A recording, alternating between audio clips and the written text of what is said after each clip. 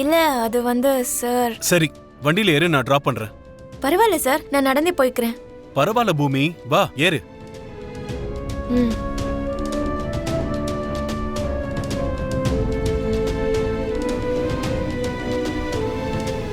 Thank you sir.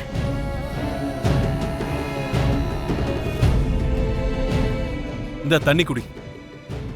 குடி. Thank you sir.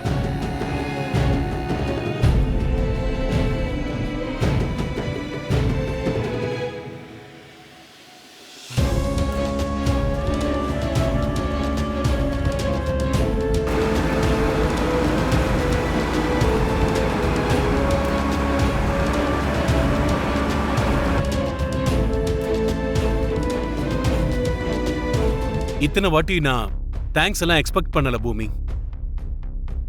சரி, இப்ப சொல்லு, ஏன் நடந்து போயிட்டு இருக்க? எங்க அப்பா என்னையும் என் புருஷனையும் நேத்து வீட்டுக்கு அழைச்சிருந்தாரு. வர வழியில இளநீர் வாங்கிட்டு வரேன்னு சொல்லி காரை விட்டு இறங்குனேன். அந்த டைம்ல ஏதோ ஃபோன் வந்துருச்சு போல இருக்கு. சடனா கிளம்பி போயிட்டாரு. அவன் உன்னை நடு ரோட்ல விட்டுட்டு போயிட்டாங்கிற விஷயத்த எவ்வளவு அழகா சொல்லி சமாளிக்கிற. இன்னைக்கு அவன் உன்னை நடு ரோட்ல விட்டுருக்கான்.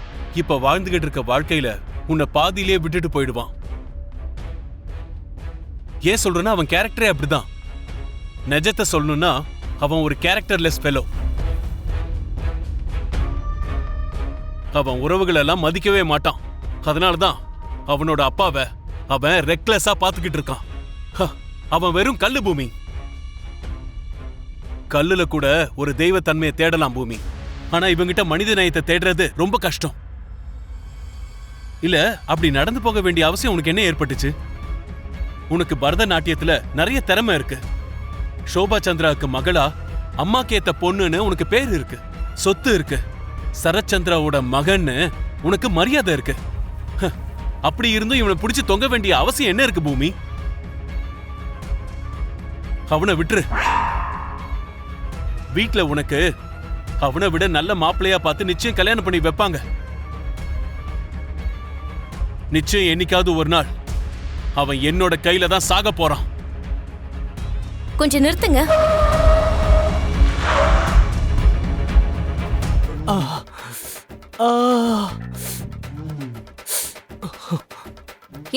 எங்கடா உங்க மாமா? இன்னைக்கு காலி. என் கையில இன்னைக்கு மாட்டினாரு. போனா போகுது பாவன்னு நினைச்சிட்டு இருந்தா ஒரு பொண்ண, அதுவும் பொண்டாட்டின்னு கூட பார்க்காம கவலையே படாம நடு ரோட்ல விட்டுட்டு வந்திருக்காரு. இன்னைக்கு என் கையில மாட்டினாரு, தொலைஞ்சாரு. அக்கா, நான் சொல்றத கொஞ்சம் கேளுக்கா. என்ன நீ தடுக்க பாக்காதடா. ஐயோ, மாமாவுக்கு உண்மை தெரிஞ்சு போச்சு.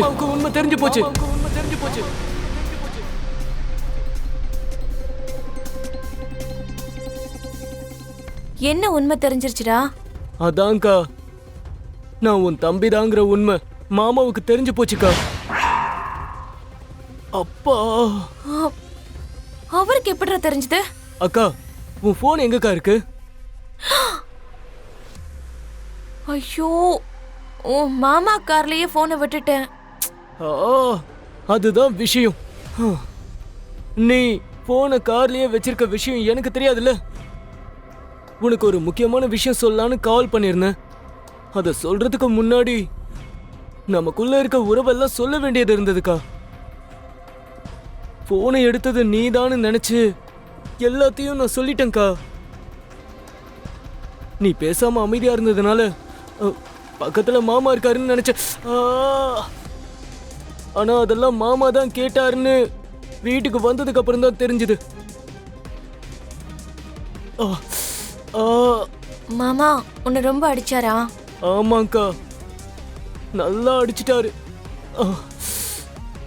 அக்கா, மாமா வராரு.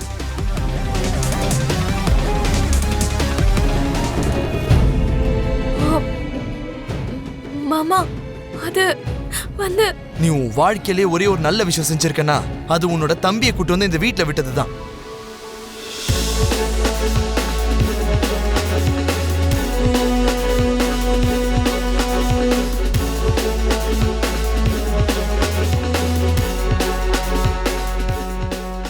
அப்படின்னா மாமா உங்களுக்கு என் மேல கோவம் இல்லையா? இல்ல. சிவா, நீ கொஞ்சம் அந்த பக்கம் போ. உன் மாமா கிட்ட கொஞ்சம் பர்சனலா பேசணும்.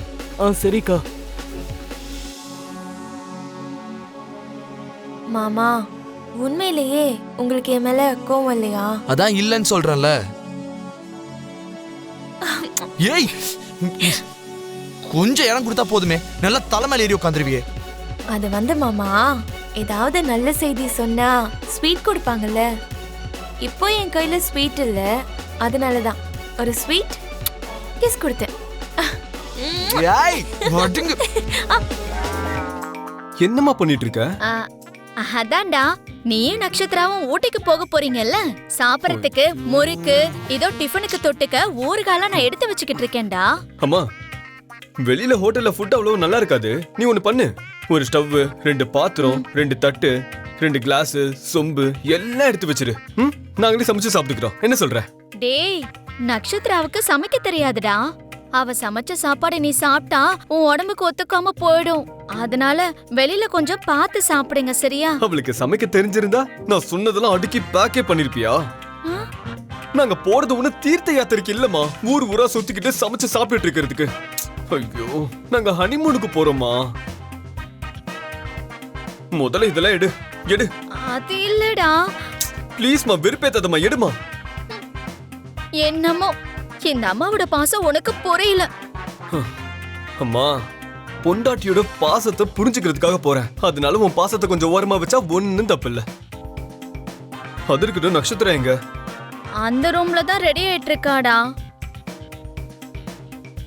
ஆமா, உன் அத்தை இன்னும் ஹாஸ்பிட்டல்ல தானே இருக்காங்க.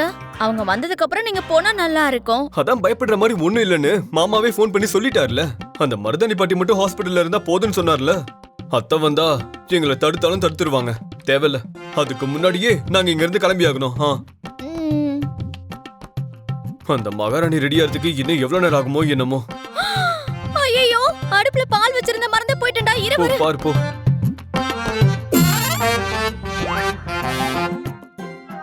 மம்மி சீக்கிரமா வந்தா நல்லா இருக்கும். மம்மி இருந்தா இந்த ஹனிமூன் ட்ரிப்ப கண்டிப்பா நிறுத்திடுவாங்க. கடவுளே, ப்ளீஸ் கடவுளே, மம்மி இங்க சீக்கிரமா வரா மாதிரி பண்ண ப்ளீஸ்.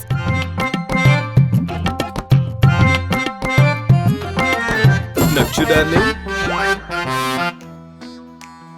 ஐயோ, நக்ஷு டார்லிங், ஏன் லேட் பண்ற? ரெடி ஆயிட்டு இருக்க. எவ்வளவு நேரமா ரெடி ஆவ?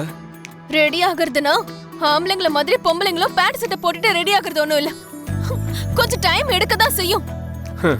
நீ வேணுனே லேட் பண்ற மாதிரி எனக்கு தோணுது. முதல்ல கதவை தர. ஐயோ, சாரி கட்டிக்கிட்டு இருக்கேன்னு சொல்றேன்ல, கொஞ்சம் வெயிட் பண்ணு. என்ன பண்ற பாரு.